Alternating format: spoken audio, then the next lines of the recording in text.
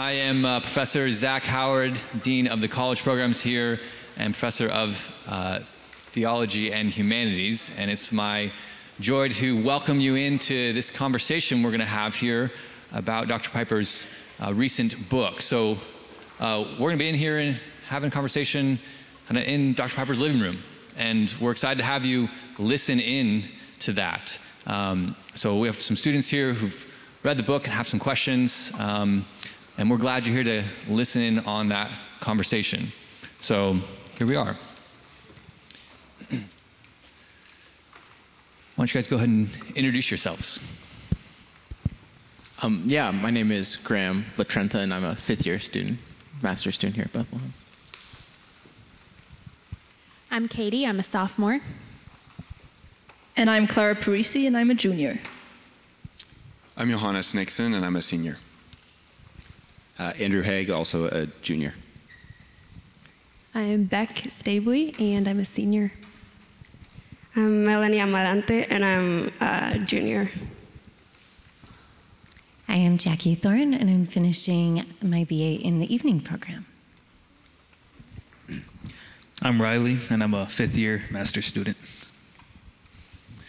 Awesome. So this is the book we all have in our hands, Foundations for Lifelong Learning, Education in Serious Joy.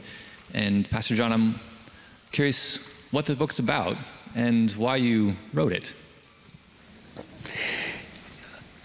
Let me just illustrate how it works. That'd be the best way to do it. We believe that there are 6 habits of mind and heart for lifelong learning. You get a start here, you do this the rest of your life. Observation and understanding and evaluation and feeling and application and expression. For example, a few weeks ago I'm working on a look at the book in 1 Corinthians 15, and I notice in verse 2 it says that Paul has preached the gospel, which you believe, in which you stand, by which you are being saved, if you don't believe in vain. You don't believe in vain. Now, I had never noticed before that verse 10 says, God's grace was not in vain toward me, but I worked harder than any of them. Nevertheless, it was not I, but the grace of God. So I observed, those are connected. I had never noticed in verse 58, the end of the chapter, therefore, my beloved brothers, be steadfast, immovable, always abounding in the work of the Lord, for you know that in the Lord your labor is not in vain. So now I've got 3 observations, 2 of which I'd never had before. Level 1, understanding. What's that about? Why? Why are they there? Do they shed light on each other? Are they interwoven in some way? And there's a pattern there. You believe not in vain because grace comes to you. Grace is not in vain because it enables you to work hard. You work hard, and that work is not in vain because there's a resurrection from the dead. That's the pattern. This book is about not living in vain. I mean, this chapter is about not living in vain. And then you evaluate. Is that important? Life and death, right? Life and death. If I believe in vain, I'm dead. I'm going to hell if I believe in vain. So evaluation, off the charts, important. What about feeling? What should I feel?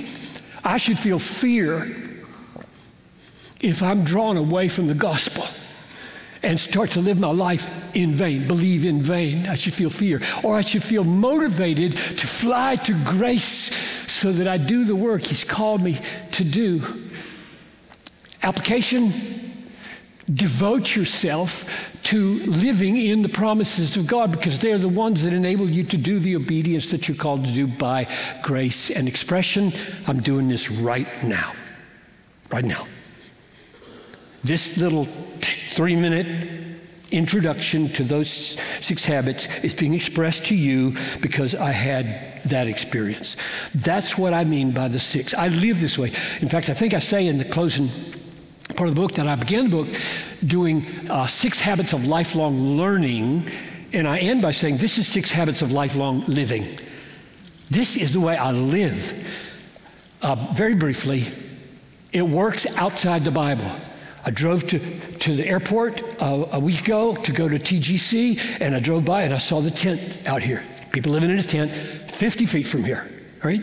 And then just across by the litho building. I said, that's my observation.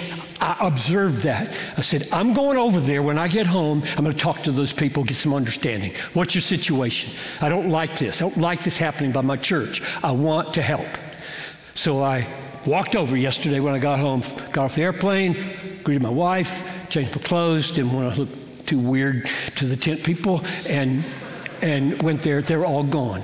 The one had a big sign, said, move this stuff or we'll move it out. But, oh, how I got some understanding. There's so much stuff out there. You can go out to see it when we're done here. There's so much stuff out there that would take a pickup to move it away. This did not happen overnight. Some understanding happening. They didn't just show up here and pitch their tent. This is days of gathering of stuff that's out there. There are kids' toys. I took a picture. I've got it on my phone here, showed it to my wife. We analyzed it. What's in there? There's sleeping bags, and there's radio, and there's kids' toys in there. So that was a little bit of understanding. I talked to a guy on the way home, and he said, yeah, I talked to him, and they want the new drug. It's called Go Fast. It's a combination of cocaine and fentanyl. This is what they tell me. It's really dangerous, really goes fast. That's what they were asking for. A little more understanding, maybe. Took his word for it. Get home, got some understanding.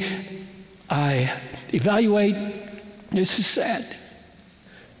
This is common. This is in every city in America right now. Nobody's got an answer at all for homelessness, so-called. And so now what? I got an evaluation. What should I feel? I feel anger at the situation. I feel frustration because nobody got an anger. I feel I got to do something. This is like the rich man and Lazarus, right?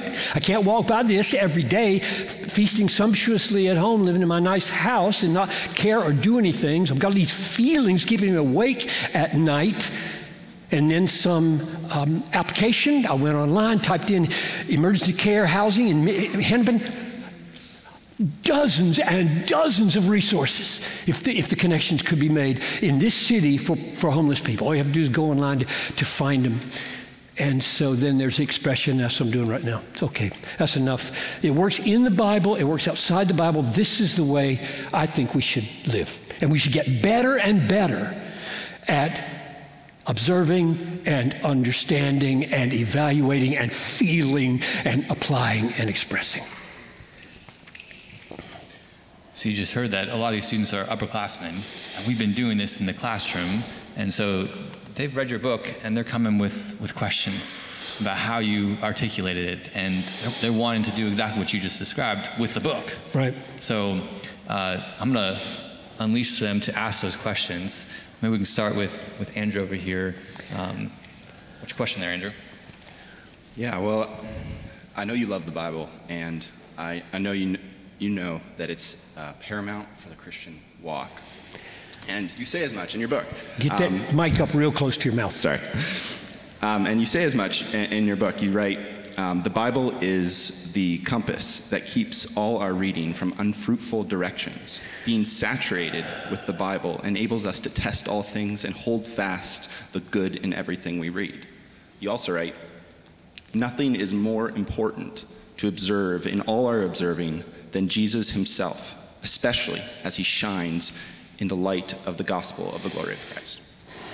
So, my question, if this is true,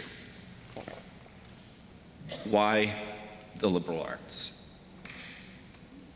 Why shouldn't students go to a school whose chancellor says this is not a liberal arts school? Yeah, truth in advertising, I have notes. I've seen these questions, thank goodness.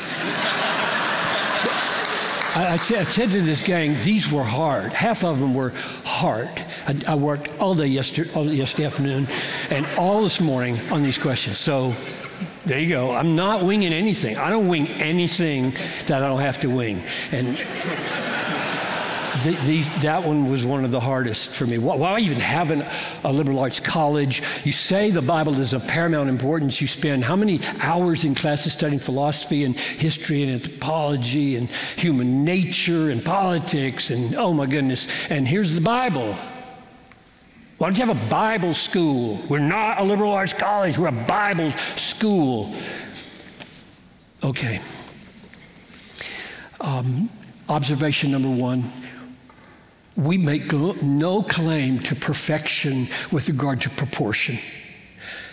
Like, okay, how much time in class, in personal life, should one devote to rigorous, face-to-face Bible study? You should ask yourself that right now in your life. How much should you do that? And how much should you devote to your vocation and leisure and all the other things that go into your life? We don't claim to have it perfect. Every school does this differently, whether you call it Bible school, Christian liberal arts college, or whatever. We all work at a proportion that we think is going to bear good fruit in these students' lives. That's the first observation. Second observation, these 4 years are unusual years. They're not normal. You get 4 golden years to do some things you'll never be able to do again in this proportion.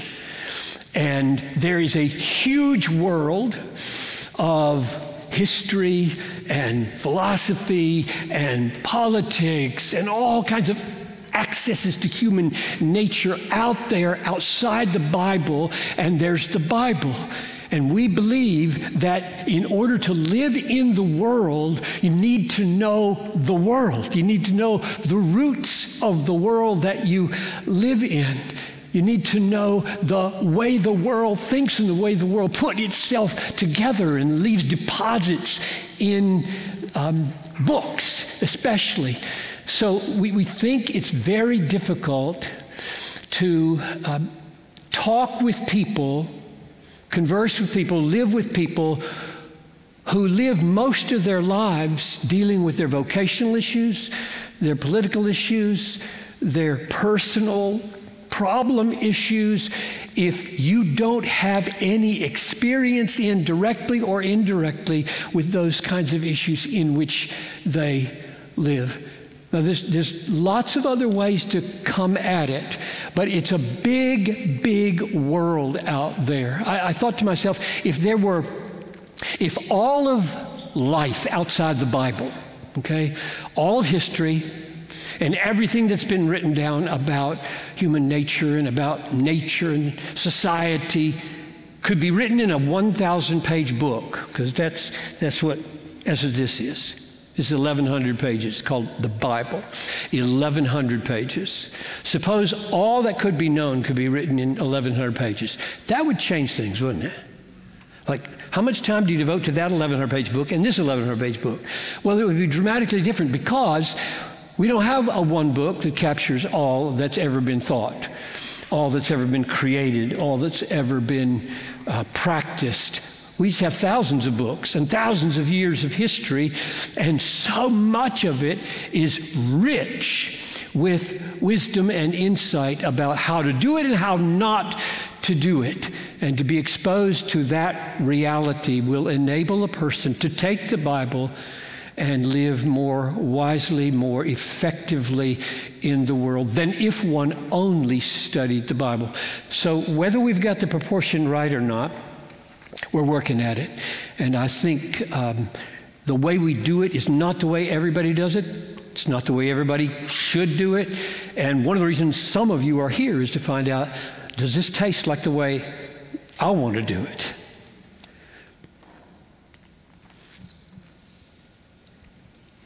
Well, going deeper into that, in your introduction to the book and in the first habit, that is observation, you quote the Bible many times, and I will just read your quote. It says that God created the world to communicate truth about Himself, and all these Bible verses talk about nature and the world, the created world. However, this school is more focused on regenerated others, and the question is, how can one see God's glory through something as corrupted as history and religions? And how can we see God's beauty through the lenses of men who can't? Shouldn't we try to avoid these writers and just stick to those that are regenerated and that actually can see that glory of God that is in creation, and not through the ones that it may even be dangerous to us to see what they have been seeing? So when I read that sentence, I thought, that's a really good way of asking this question. How can you see the glory of God through the lens of a person who can't see the glory of God? That's good. I like that. Well done.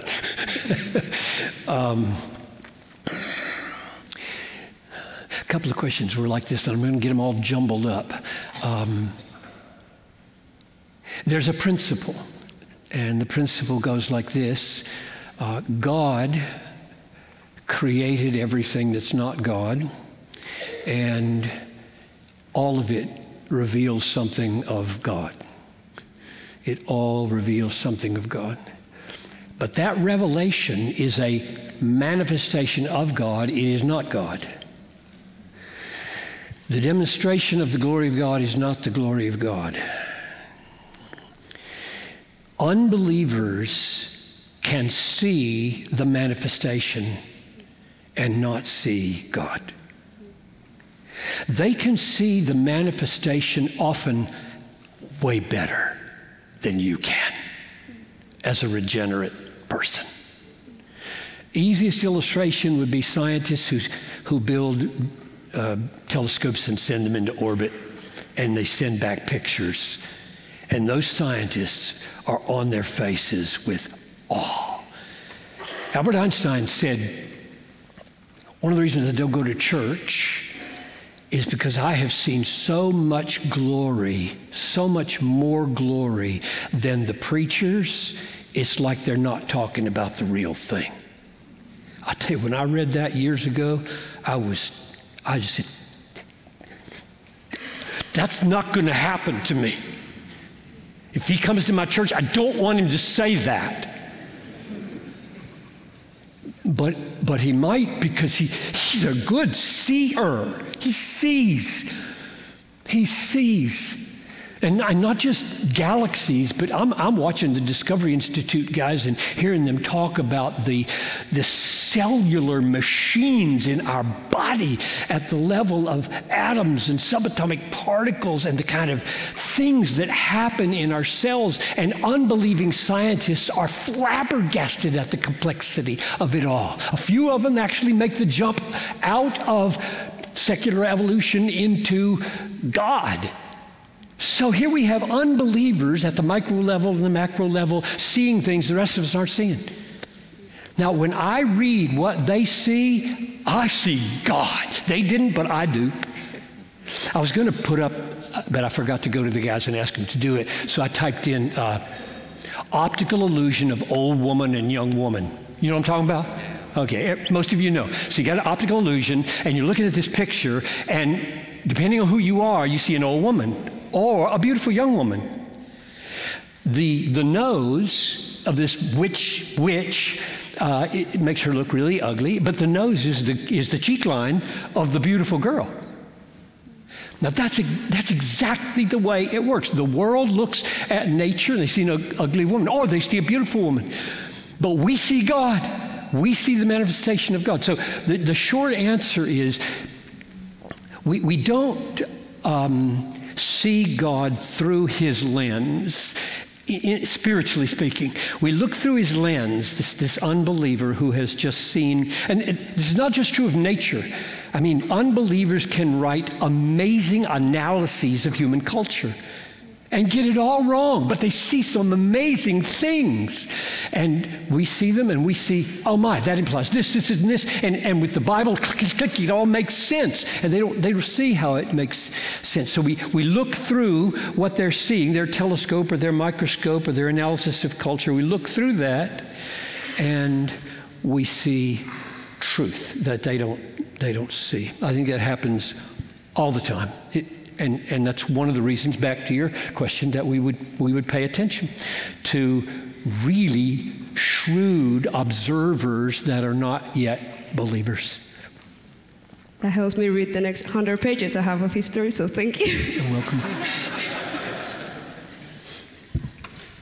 Yeah, my question is also about this interaction between special and general revelation.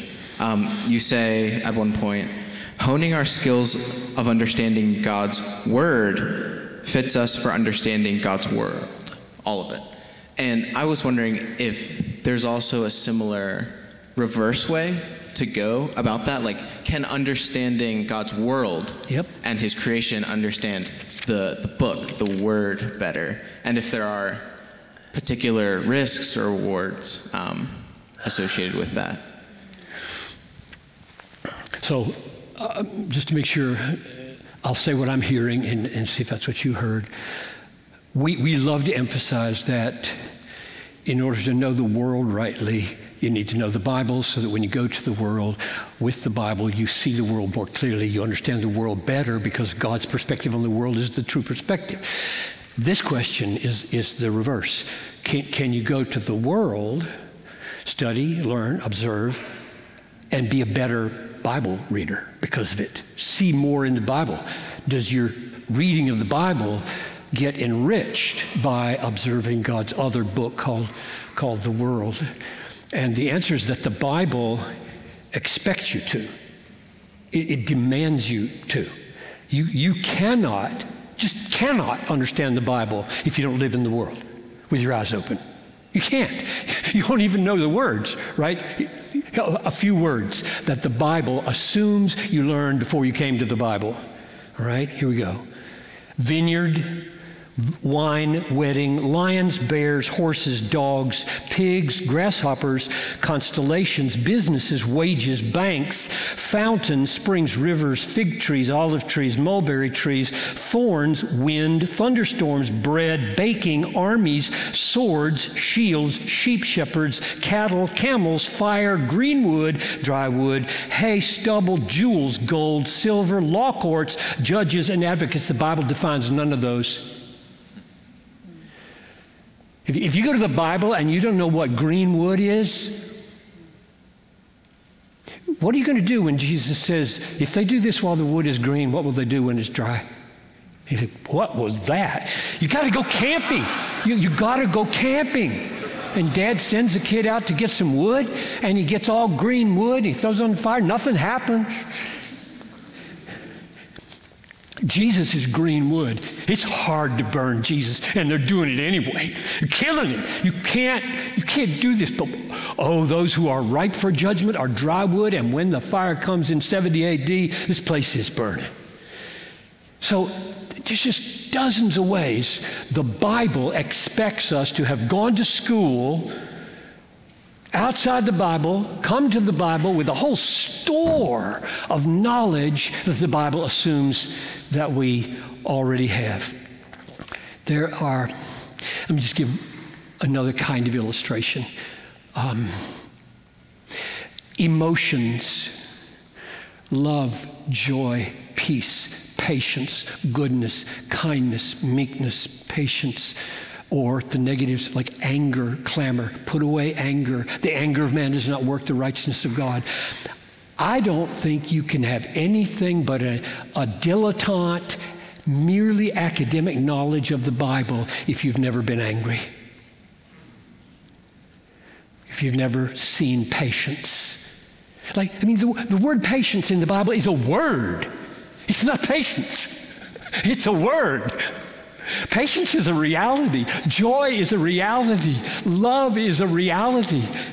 The only way to taste reality is to taste reality. Those are words.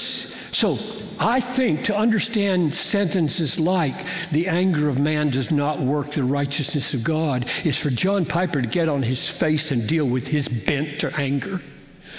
And how I relate to my wife, how I relate to situations in the world where my first trigger response is anger and not compassion. I got to go inside of me and say, okay, the reason it says this does not work the righteousness of God is because this anger is killing everything in me that's good. It's eating up like a monster every other good emotion. I'm watching it do it. I've seen it in others. You grow up in a home where there's nothing but anger. Your dad's angry all the time. And where are you emotionally? At age 19, you're angry. You got one or two other tiny little emotions that can rise above the fray.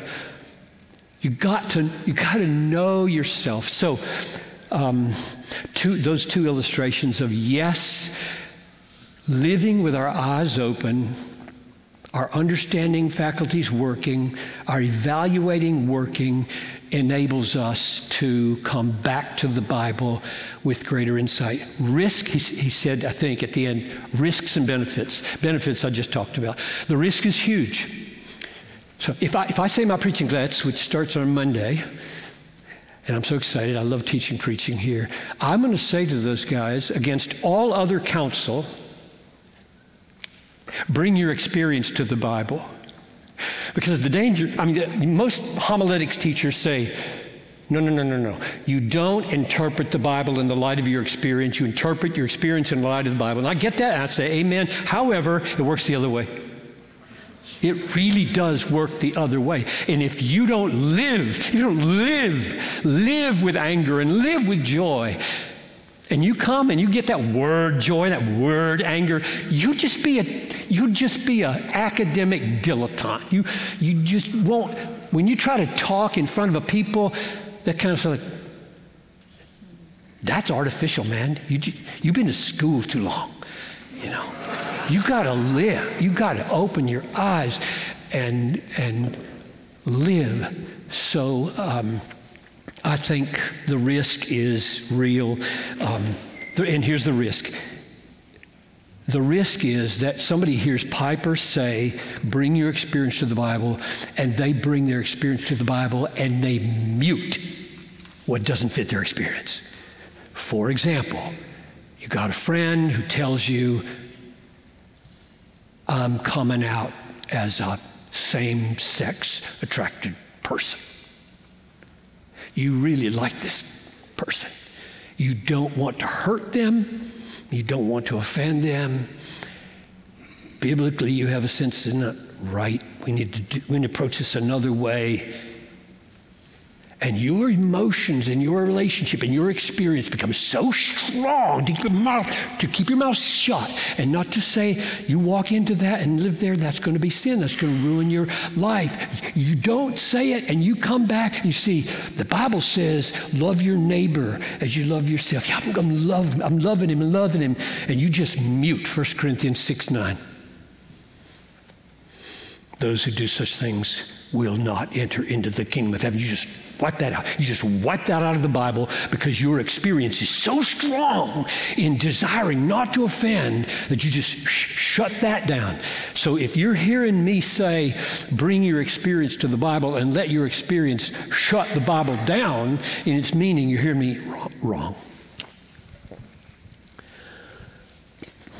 So you talk about halfway through the book, when you get to the topic or the habit of feeling, you talk about it as a hinge habit, right? So evaluating and feeling being the kind of hinges between observing and understanding and applying and expressing. So I think there was actually a number of questions here about that idea of feeling in particular. So I just want to jump into several of those because that seems really important. What you just were doing in talking about observing your own anger, right? Yes. Right. Feelings are really important. So that seems that can help us or hinder us in rightly observing or understanding or applying and expressing. So I think Riley, you have a question about these feelings. Yep. So I should say I naturally see how observing or understanding or evaluating or applying are all a part of learning, and it takes me a little bit more mental energy to figure out how feeling is necessary for the project of learning. So I'm curious, because you have it as an essential habit of heart and mind, what do we miss as learners if we don't feel appropriately about the things we're learning? Number one, what you'll miss if you do not feel appropriately about your experiences in life, the things you observe, understand, is you will miss the capacity or the ability or the opportunity to glorify God as you ought. Because we believe here and I've written endlessly about it, that God is most glorified in us when we are most satisfied in Him. So satisfaction is a feeling. And I'm arguing that if God is in something and we discern Him, there's an appropriate feeling. And that appropriate feeling will magnify something about God. It will correspond to what He's just revealed of Himself. If it's judgment, fear, if it's glory and beauty, then it's joy. So feelings that are stunted at that moment deny God a reflection of His glory. That's answer number one. Obedience will be forsaken because the Bible commands feelings. Almost every page. I've made a list. It commands not to covet. It commands contentment. It commands fear. It commands hope. It commands joy. It commands zeal. It commands gratitude. It commands brotherly affection. It commands tenderheartedness. It commands lowliness. It commands contrition. It commands sorrowful empathy. It commands sympathy, and on and on. Feelings are not cabooses. My wife told me not everybody knows that word. Is that lived in the world enough. Is that an old-fashioned word?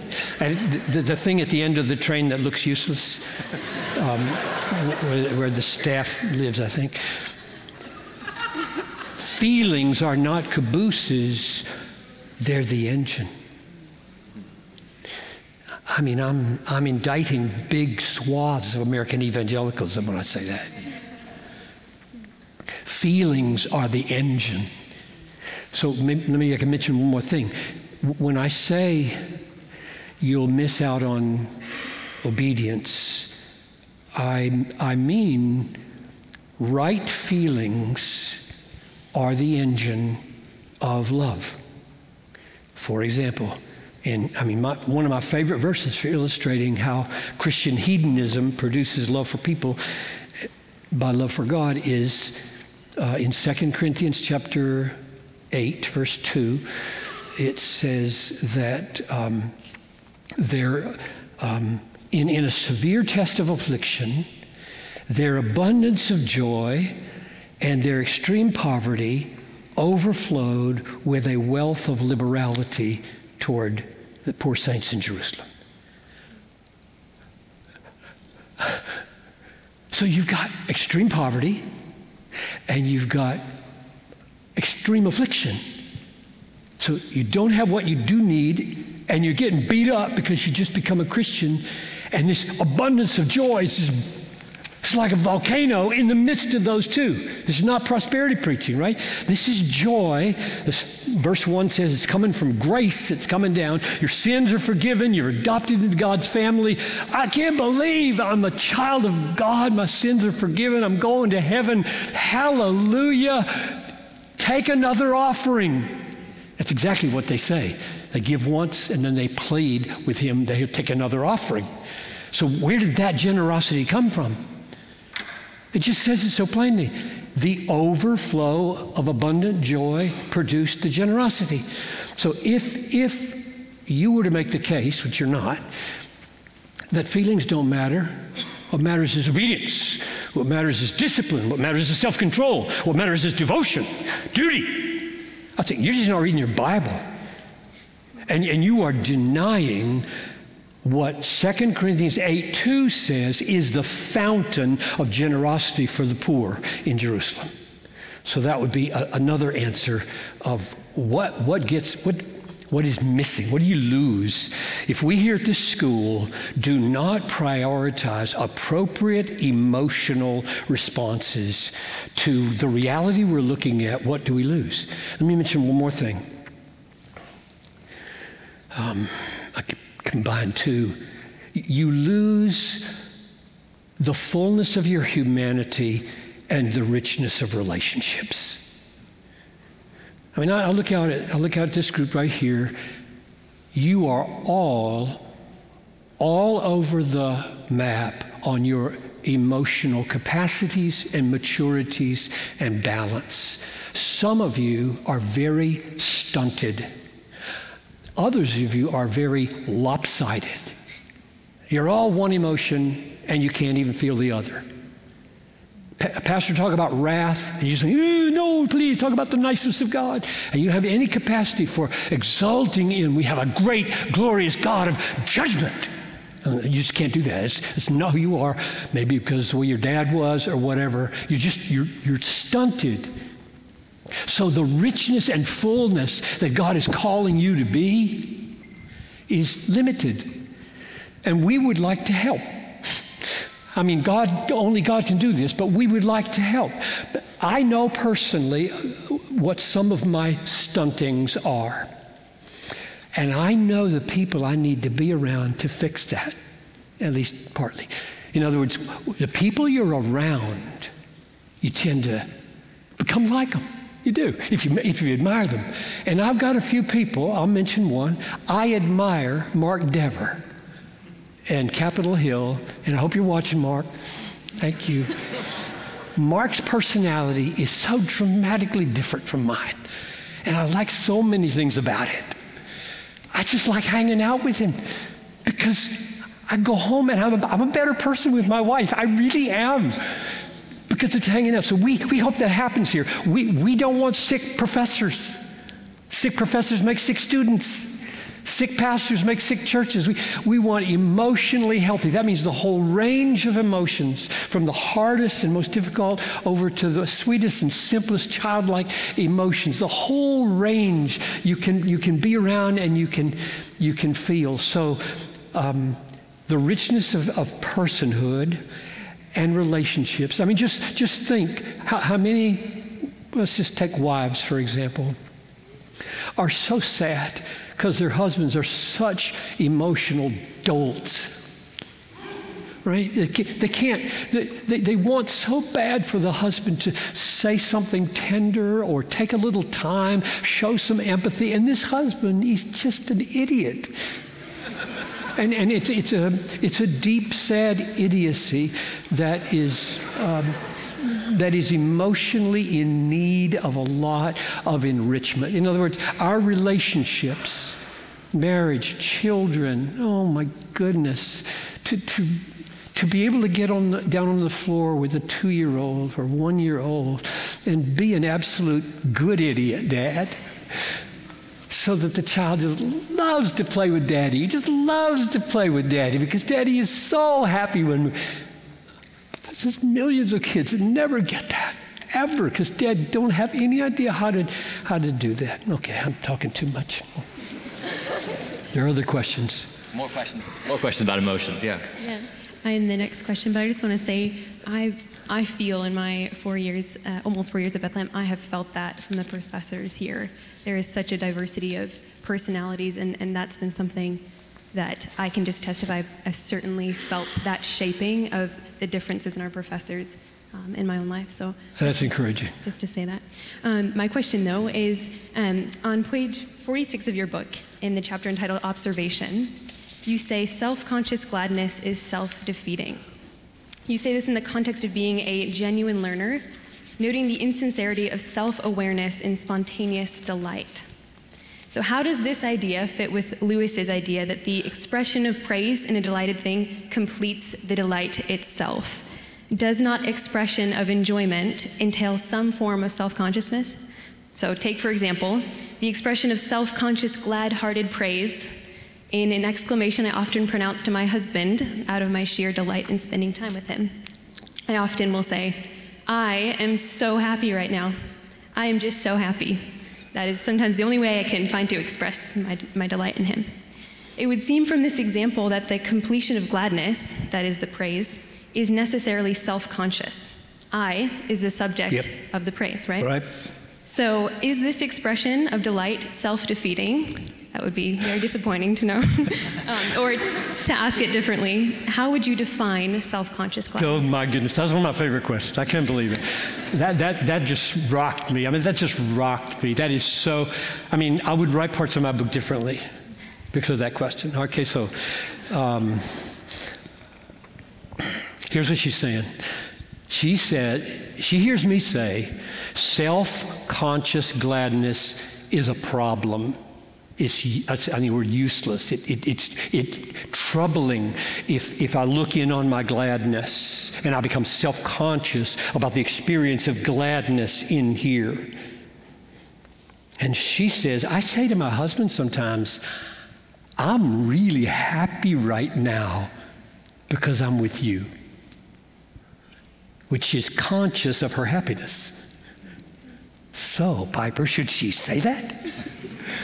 That's a really good question. Okay. Okay, very personal, right? We're both coming from the same place, namely Lewis saying, lovers keep on telling each other how beautiful they are because the joy is not complete until it is expressed. That's the principle behind this, that the overflow through expression of the joy I'm feeling in you right now is completing. It's completing the joy. That's why we keep on saying to each other, you're beautiful. However, what happens if you turn away from the beloved and start, the negative word is navel gazing. Okay, I wonder if I'm as happy as I should be. I wonder what it's like to be happy in here. And suddenly you lose touch with her or him or God. That's the danger I'm trying to work with. I don't want anybody to be so consumed with the experience of gladness that they forget about the source of the gladness, right? That's what we want to avoid. I remember Sam Crabtree when he was candidating. Sam, are you here? I knew he did He was earlier. Yeah.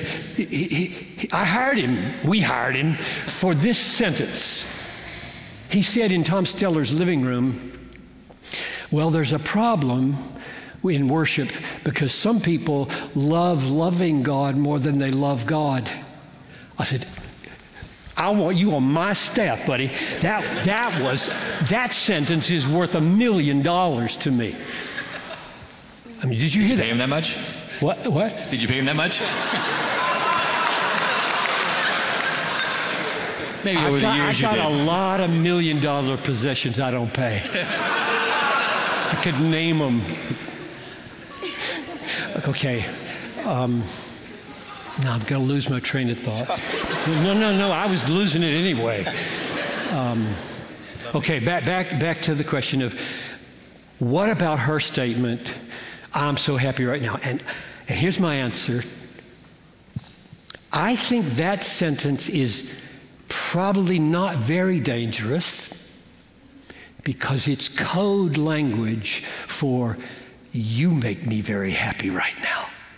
She said, I feel very happy right now in your presence. And I'm saying that's code language, just another way in your vocabulary of saying, you, husband, make me very happy, which is a much more you-oriented statement, maybe not much, a little more you-oriented than me. So even though she's using the language of self-consciousness, she intends not to be analyzing her emotions at the moment, not to be preoccupied with her emotions at the moment, but to make much of her husband. That's her point, and that's her goal.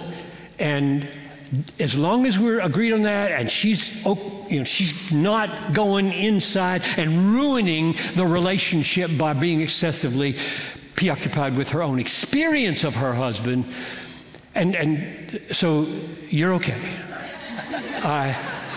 And you can decide for yourself whether you want to develop some nuance to your statement. But let me do some warning here. The reason this matters relationally is because you can be a single person, say, and have this craving inside of you for a relationship. I've got to have a relationship with a gal or with a guy, and what you start to mean is, I gotta have this thing scratched. I kind of itch it.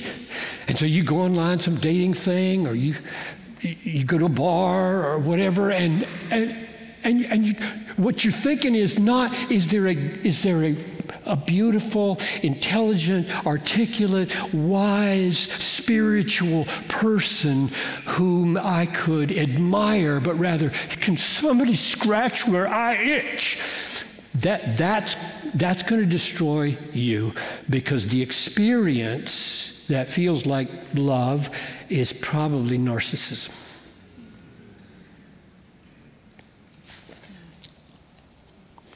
So a lot of what I think these people are wondering is, okay, there's these 6 habits of mind and heart. I'm starting to get a sense for them. Maybe they're already pretty obvious to me. I've been doing them for a while. How do we go out from here and live for the rest of our lives in a way that is cultivating and carrying out these habits of mind and heart? So I think there's a few questions about, okay, how do we do that? How shall we then live? That's someone else's question. So if you, Jackie, do you have a question about what that looks like? Yeah, I love this theme of cultivating a life of learning throughout the span of your lifetime.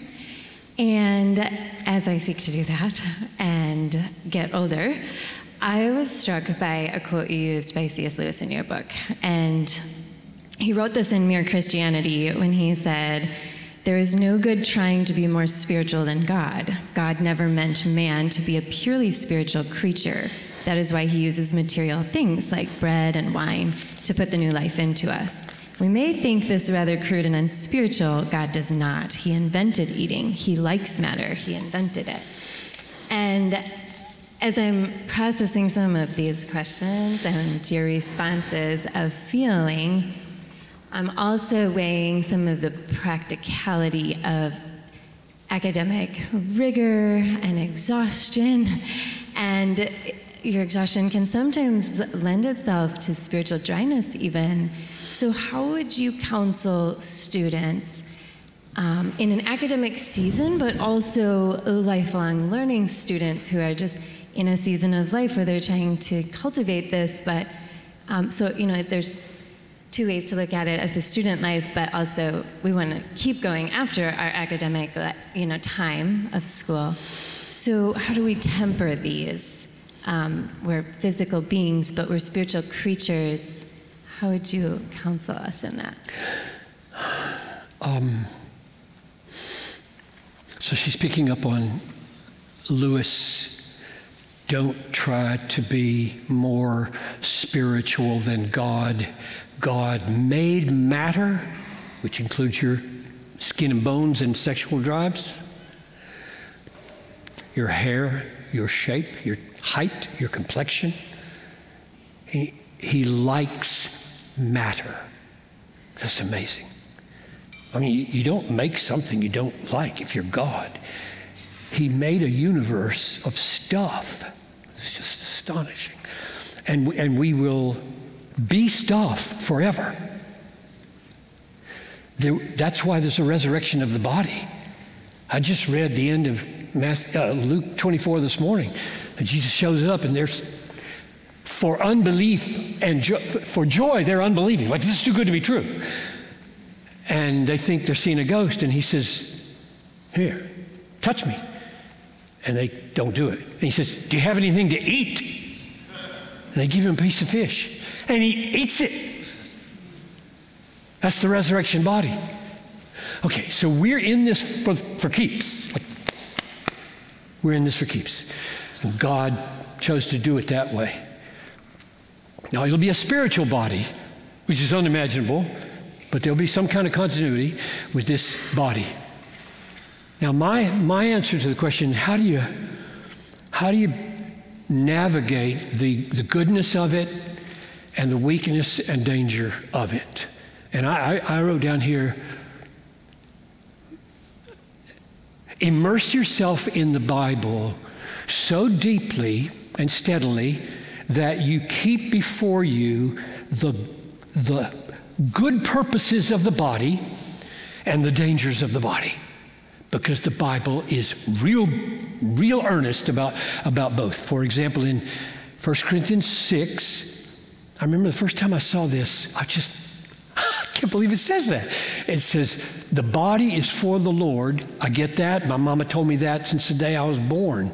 Glorify God in your body. And then it says, and the Lord is for the body. Like, what? The Lord is for the body.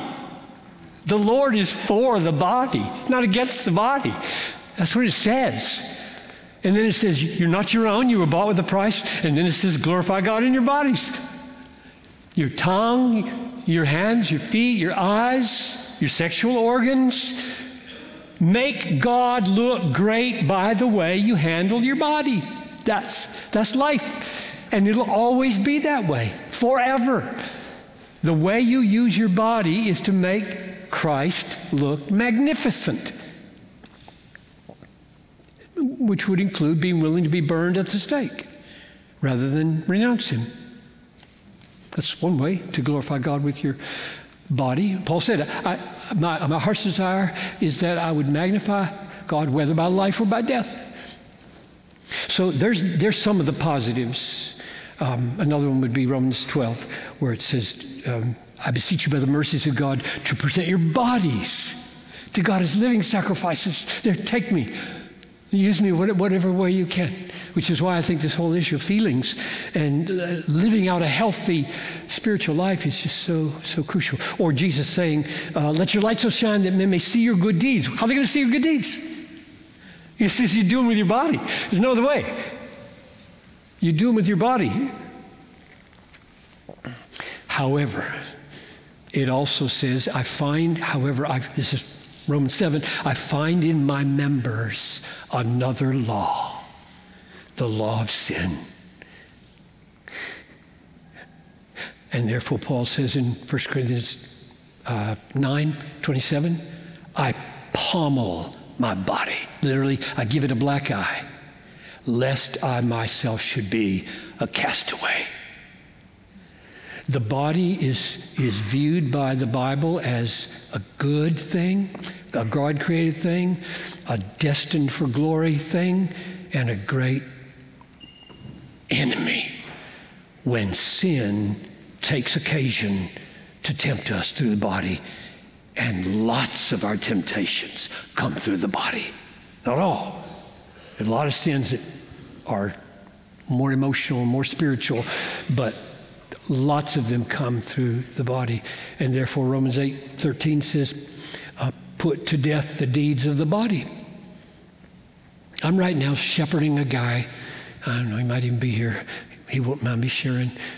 He's got real temptations with lust, and I'm back and forth with emails, have been for a couple of years, and I'm trying to help him, and he asked me about the contradiction that he saw in John Owen, Mortification of Sin. He said, Owen says that we are saved by grace through faith, and then he says, if I don't put to death the deeds of the body, I'll go to hell. Which is it? A lot of people have that question. That's a great question, and it shows a fundamental failure to grasp the essence of the Christian life. The essence of the Christian life is you are a new unleavened lump of dough. Therefore, get the leaven out. That's the Christian life. I am crucified with Christ. Put yourself to death. These paradoxes run all through Christian ethics. The essence is if you're a child of God, you are accepted, loved, forgiven, and righteous in Christ. Now become what you are. And so the body has to be renounced in order to reclaim it for who we really are. So basically my answer is be immersed in the Bible to be readily aware of the glories and potential of worshiping and glorifying Christ in the body, and be aware of its pitfalls, its laws that Romans 7 says can really ruin you. How would you say you're specifically tempted to be more spiritual than God? what would be kind of something you would see for students to watch for? Here would be an example. Let's just take students for an example. You would be tempted to be more spiritual than God if you didn't think you needed sleep. I remember when I was in graduate school, it really baffled me that patience was said to be a fruit of the Spirit when I knew from experience that patience was a fruit of sleep. And the less sleep I got, the shorter my fuse became. And my answer to how that contradiction works is the reason patience is also a fruit of sleep is that the Holy Spirit gives you the humility to acknowledge you got a body. You're not God. You're not God. Go to bed. Okay, I will. I'll go home. Okay. And if you have, depending on the kind of, I know I have a daughter with a 9-week-old baby. This is not a sleep season. So I get that, and we do the best we can. But that would be just one example of thinking that we can ignore the demands of this body. I mean, just take appetite, just take exercise. A lot of you function as though you really are docetists, or you really are people who think your body is just a mirage. It doesn't need to pay any attention to what you eat and whether you sleep and whether you get exercise. And I'm saying if you want to be a properly spiritual person, you better pay attention to your body. God doesn't want you to unnecessarily kill yourself. I mean, he might want you to kill yourself by being willing to sacrifice your body in a risky situation. But ordinarily, he doesn't want you to kill yourself. Thou shalt not kill applies to the person in the mirror as well as the person beside you in bed or on the street. So those would be a couple of examples. Might have time for one more question. Katie, you want to ask a question? In your chapter on understanding, you talked about the relationship between willing and understanding. And you said that God has made humans in such a way that the mind sees more clearly when the will inclines to the truth.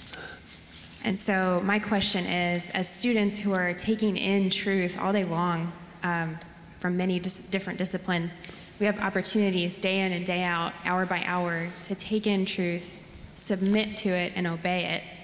How can we cultivate that kind of attitude so that we are doers of what we are learning? Yeah. Don't miss the premise of that question, because to me, it's one of the most amazing verses in the Bible, John 7:17, where Jesus says, if your will is to do God's will, you will know whether the teaching is from God or from man. I remember sitting in a chapel at Wheaton College when a preacher read that, and I just sat there thinking, that changes everything. That changes everything. To bring your will by grace somehow, that's what you're asking, into alignment with God, enables you to know things. So my first part of the answer into how you cultivate a willing heart or an obedient heart for the sake of that kind of knowledge is to be amazed at that verse. Just be amazed that in God's way of reckoning, right willing often precedes right knowing. Now the flip side works also. You know in order to will rightly. That's true. If Paul's constantly saying in 1 Corinthians, don't you know? Don't you know? Don't you know? As if they knew, they wouldn't be acting this way. So knowing does produce right willing, but it works the other way around. If your heart is bad, if there's a rebellion in your heart, if there's a resistant spirit, there are things you will not be able to know. So that's one answer. Just be amazed that God set it up this way. in my struggle to be a humble, wise, godly, obedient person, the top of my agenda is ask God to incline your heart.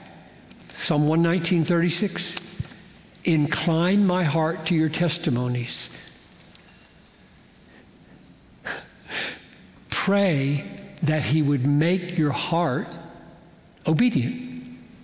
Pray that he would make your heart hungry.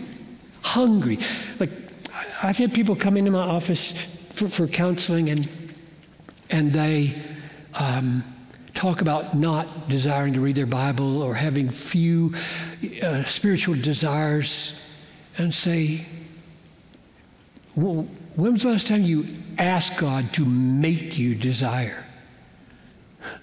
It's amazing how many people haven't even asked him, like, make me desire. We sing that song, right? Make me love you as I ought to love. I think a lot of people around me, I shouldn't say around me because I sit right over there and all those people know who they are. But in general, people sing that song. I think a lot of them feel uncomfortable singing that song. Sounds coercive. Make me love you as I ought to love. I said, coerce me. Kill me, slay me. Augustine should get some say here, right? He should get some say here. Like, command what you will and help me. Give what you command. Give what you command. There you go. Coerce me. Make me what I need to be. So prayer is right at the top of the list. And then immersing myself in the Word. Faith comes by hearing, and hearing by the Word. And faith is the source. Maybe just one illustration for how it actually works. So the goal is, how can I become a person with a more obedient heart so that in my classes, in my studies, I recognize what's really there and then become a more effective person in the world? And my short answer under prayer is, get a good storehouse of promises that God has made to his children and believe them, because it's believing promises that free you from the selfishness and the fear that hinders obedience.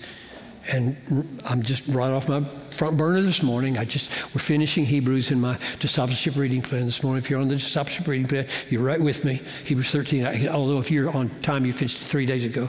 I'm always a little behind. It says, I will never leave you. I will never forsake you. Therefore, we can confidently say, the Lord is my helper. What can man do to me? And it's grounding the command, keep your life free from the love of money. So if you're tempted to be a disobedient person with your money, a greedy person, a fearful person, the answer to being an obedient person is believe that promise. I'll never leave you. I'm God. I'll take care of my children. I will never leave you. I will never forsake you. And then respond to that by saying, what can man do to me? So I think obeying, believing promises is the key under prayer to becoming an obedient person with a heart that then, when it reads the Bible, can see what's really there. Thank you, Pastor John. Thank you. Can you join me in thanking these students and Pastor John for our time together?